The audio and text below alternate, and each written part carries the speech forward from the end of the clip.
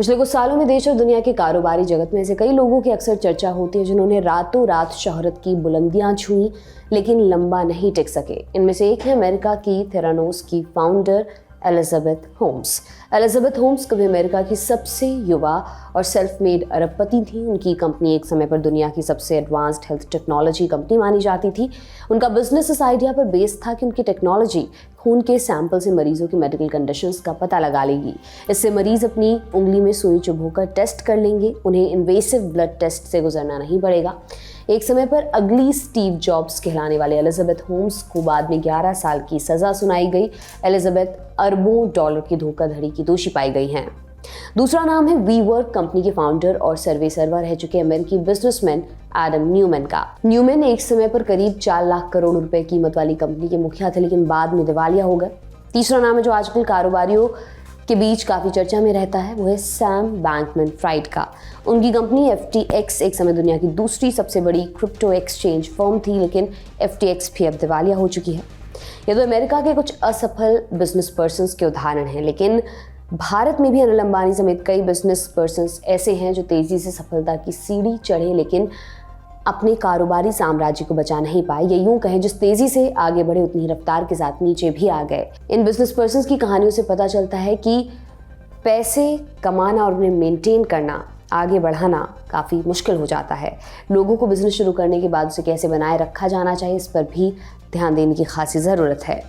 हमारे देश में पिछले 10 से 12 सालों में बड़ी तादाद में स्टार्टअप्स तेज़ी से उभरे हैं। इनमें 2 स्टार्टअप्स जो सबसे तेज़ रफ्तार से आगे बढ़े, उनमें पेटीएम और बायजूस का नाम सबसे पहले लिया जाता है। लेकिन अब ये दोनों स्टार्टअप्स पिछले कुछ दिनों या कहीं महीनों से काफ़ी मुश्किलों में फंसते हुए नजर आ रहे हैं।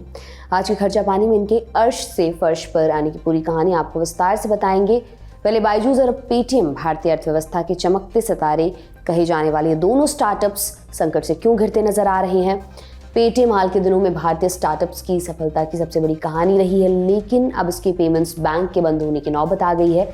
जानेंगे पेटीएम किन मुश्किलों से गुजर रहा है, पेटीएम की इस हालत के पीछे क्या सिर्फ RBI का हाथ है, पेटीएम के फाउंडर ने क्या गलतियां की हैं जिसका खामियाजा उनके साथ अब देश के करोड़ों निवेशकों को भी उठाना पड़ रहा है।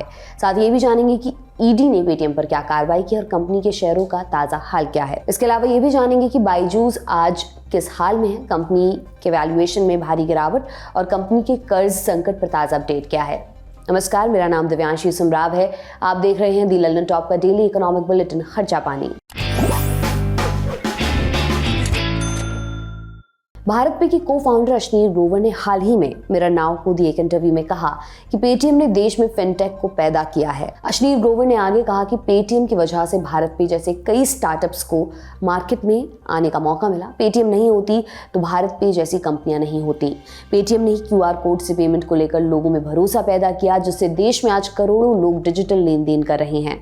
QR कोड के लोकप्रिय होने के बाद फोन पे और गूगल पे जैसी कंपनियां उभरी, लेकिन 31 जनवरी 2024 को पेटीएम पेमेंट्स बैंक पर RBI के सख्त एक्शन के बाद से पेटीएम को काफी नुकसान उठाना पड़ रहा है। पेटीएम की पेरेंट कंपनी 197 कम्युनिकेशंस के शेयरों में लगातार गिरावट देखने को मिल रही है। 15 फरवरी को जब बुलेटिन लिखा जा रहा था तो भी दोपहर करीब 1 बजे पेटीएम का शेयर 5% गिरावट के साथ 325 रुपए के रिकॉर्ड निचले स्तर पर कारोबार कर रहा था। साथ ही पिछले 1 महीने में कंपनी का शेयर 52% लुढ़क चुका है।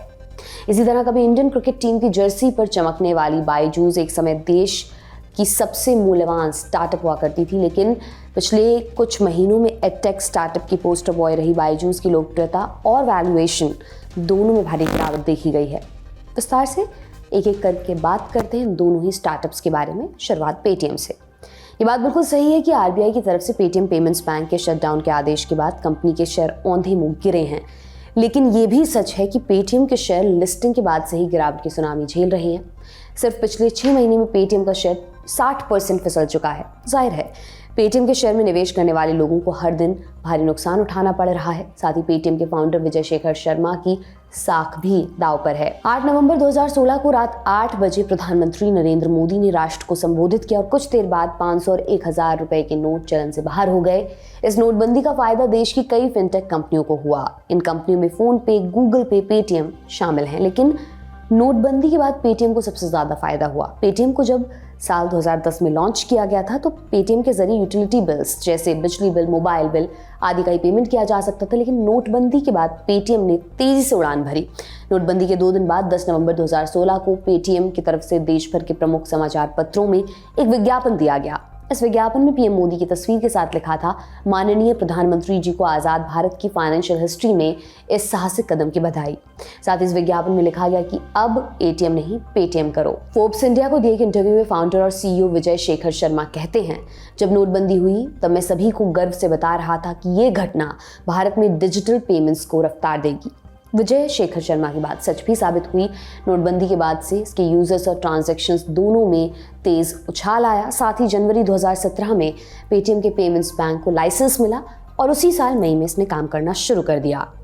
जब पेटीएम का धंधा बढ़ा तो नोटबंदी के ठीक 5 साल बाद 8 नवंबर 2021 को पेटीएम की पेरेंट कंपनी 197 कम्युनिकेशन 18,300 करोड़ रुपए का आईपीओ लेकर आई।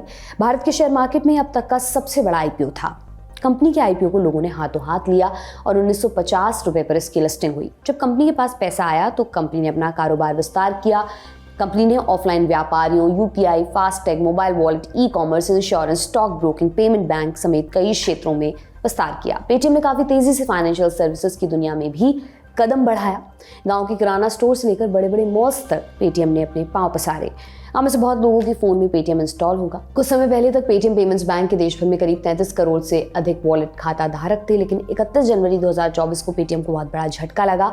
आरबीआई ने पेटीएम पेमेंट्स बैंक पर क्रेडिट ट्रांजैक्शन और किसी भी तरह का डिपॉजिट लेने की रोक लगा दी है। ऐसे में 29 फरवरी के बाद पेटीएम अब बैंकिंग सेवा नहीं दे पाएगा।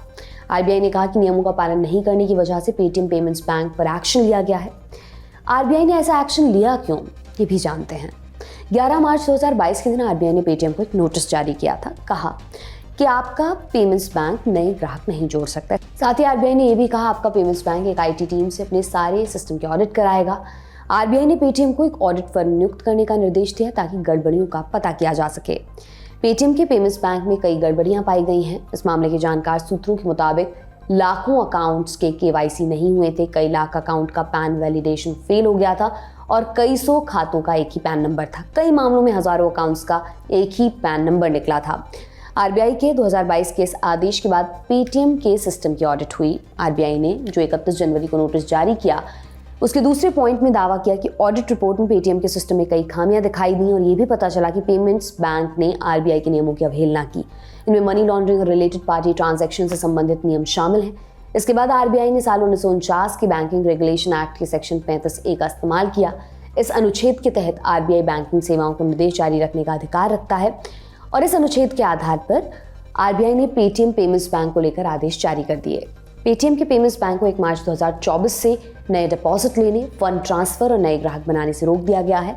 अब चूंकि पेटीएम एक पेमेंट गेटवे के साथ साथ बैंकिंग प्लेटफॉर्म भी है, लोगों का पैसा जमा करवाता है, तो उसे आरबीआई के सारे नोटिसेस और सारे आदेशों को मानना पड़ेगा।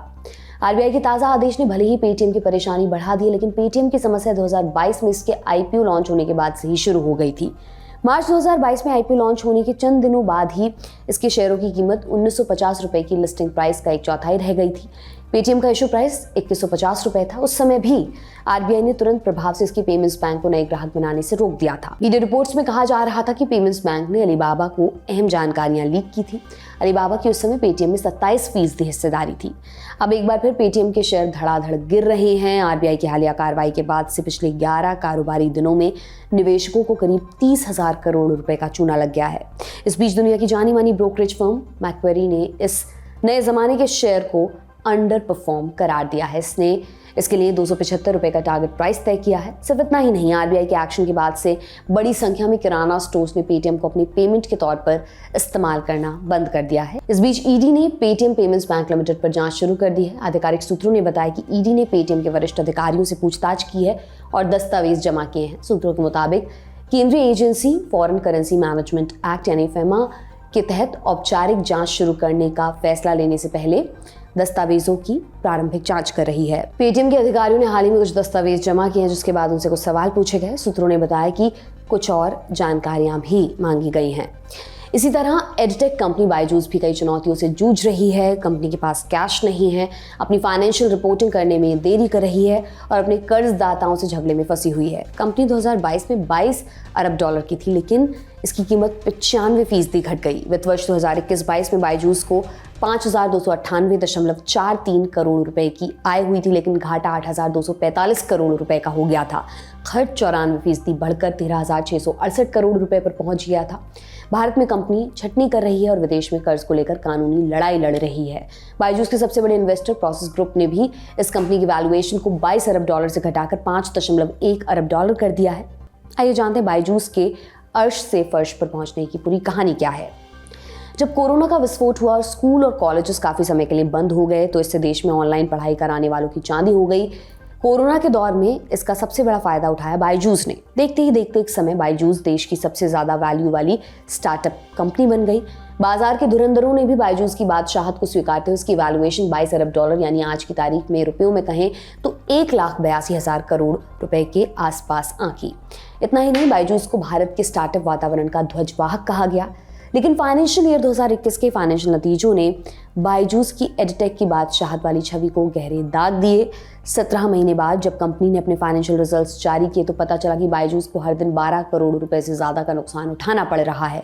2019-20 और 2020-21 के बीच केवल एक वर्ष में इसका घाटा 252 करोड़ से बढ़कर 4,564 करोड़ हो गया। लेकिन ये तो बस बायजूस की साख पर बट्टा लगने की शुरुआत भर थी। इसके बाद बायजूस एक के बाद एक मुश्किलों के समंदर में डूबती हुई नजर आई। बायजूस के बही खातों पर सिर्फ उंगली नहीं उठ रही थी, बल्कि कंपनी ने देश विदेश से जो कर्ज लिया है उसको भरने में भी कंपनी के सामने परेशानियां आने लगी। मीडिया रिपोर्ट्स के मुताबिक बायजूस ने दुनिया भर के निवेशकों से करीब 41,000 करोड़ रुपए से ज्यादा जुटाए हैं, लेकिन कंपनी हाल ही में करीब 10,000 करोड़ के लोन की किस्त चुकाने से चूक गई। दरअसल बायजूस ने नवंबर 2021 में अमेरिकी कर्जदाताओं से $1.2 अरब यानी करीब 10,000 करोड़ रुपए का टर्म लोन भी ले रखा था। बायजूस ने ये कर्ज विदेश में अपने कारोबार विस्तार के लिए लिया था, खासतौर से उत्तरी अमेरिका में। कंपनी को इस लोन पर करीब 330 करोड़ रुपए का ब्याज चुकाना था। इस ब्याज के भुगतान की आखिरी तारीख 5 जून 2023 थी, लेकिन कंपनी ने लोन की किस्त चुकाने से हाथ खड़े कर दिए। तेजी से अधिक कस्टमर हासिल करने, कंपनी के विस्तार के कारण टॉक्सिक वर्क कल्चर और कर्मचारियों पर अधिक दबाव के आरोप भी बायजूस पर लगे। जून 2023 में टेक इन्वेस्टर प्रोसेस ने बायजूस के वैल्यूएशन में 75% की कटौती की, जिसके बाद कंपनी पर छटनी और फाइनेंशियल मिसमैनेजमेंट के आरोप लगे। नवंबर 2023 तक बायजूस के संस्थापक को अपनी निजी संपत्तियों को गिरवी रखना पड़ा, लेकिन बायजूस की परेशानी यहीं नहीं थमी। रिपोर्ट के अनुसार दुनिया की सबसे बड़ी asset management company black rock ने अक्टूबर 2023 के अंत में बायजूस में अपने शेयरों का मूल्य $209.6 प्रति शेयर आंका, यानी कंपनी का कुल मूल्यांकन $1 अरब आज की तारीख में रुपयों में 8,300 करोड़ रुपए के आसपास। मीडिया रिपोर्ट्स के मुताबिक निवेशकों की ये चिंता है कि कंपनी बची रहे ताकि उनका कुछ पैसा तो वसूल हो। उन्हें ये भी डर है कि कहीं कंपनी के फाउंडर बायजू रविंद्रन भी अपना पद ना गवा दे। आपको बता दें, साल 2011 में बायजू रविंद्रन ने थिंक एंड लर्न नाम से कंपनी बनाई और कक्षा 1 से लेकर 12वीं तक के छात्रों को कोचिंग देने की शुरुआत की। करीब 4 साल बाद यानी 2015 में कंपनी ने बायजूस के नाम से लर्निंग ऐप लॉन्च किया। मार्च 2018 में बायजूस यूनिकॉर्न बन गई थी। यूनिकॉर्न का मतलब ऐसा स्टार्टअप जिसकी वैल्यूएशन $1 अरब यानी आज की तारीख में करीब 8,200 करोड़ रुपए हो। यूनिकॉर्न बनने के बाद कंपनी और तेजी से तरक्की के पायदान चढ़ती गई। इसका अंदाजा आप ऐसे लगा सकते हैं कि 2019 में बायजूस भारतीय क्रिकेट टीम के आधिकारिक स्पॉन्सर बनी। जून 2020 में बायजूस दुनिया में सबसे ज्यादा वैल्यूएशन वाला एडटेक स्टार्टअप बन गई थी। इस कंपनी के फाउंडर बायजू रविंद्रन और दिव्या कोकुलनाथ हैं। आप समझते हैं कि पेटीएम और बायजूस ने वो कौन सी गलतियां की कि आज उन्हें मुश्किलों का सामना करना पड़ रहा है। फाइनेंस एक्सपर्ट शरद कोहली ने इसकी वजह समझाते हुए बीबीसी हिंदी को बताया, पेटीएम ने आरबीआई के कुछ कंप्लायंस फॉलो नहीं किए। 2 साल पहले पेटीएम के पेमेंट्स बैंक को लेकर कुछ सवाल जवाब किए गए थे, उन्होंने इसका भी जवाब नहीं दिया और जो चेतावनी दी गई थी उसके मुताबिक भी खुद को नहीं सुधारा। इसी का खामियाजा आज उसे भुगतना पड़ रहा है। वहीं एंजल निवेशक मॉडल के आलोचक डॉक्टर अनिरुद्ध मालपानी कहते हैं कि बायजूस ने शुरू में काफ़ी मिस सेलिंग की। उसके बिजनेस मॉडल में मौलिकता नहीं थी, वो खान एकेडमी का कॉपी पेस्ट मॉडल था। फर्क सिर्फ ये था कि बायजूस स्टूडेंट को टैबलेट दे रही थी। मनी कंट्रोल की एक रिपोर्ट में कहा गया कि शायद पेटीएम और बायजूस अपने फाउंडर्स की सफलता और उन्हें मिली सराहना का शिकार बन गई हैं। इसमें कहा गया कि संस्थापकों के साथ यही समस्या रही कि वे कंपनियों से बड़े हो जाते हैं और खुद को वास्तविकता से काटकर एक बुलबुले में रहने लगते हैं। इस प्रक्रिया से वे कंपनी के बाकी अधिकारियों की असहमति को नज़रअंदाज कर देते हैं। आपका इस पर क्या सोचना है, हमें कमेंट बॉक्स में ज़रूर बताएं। ये था आज का खर्चा पानी। ये बुलेटिन आपके लिए लिखा था हमारे साथी प्रदीप यादव ने। देखते रहिए दी लल्लन टॉप। बहुत बहुत शुक्रिया।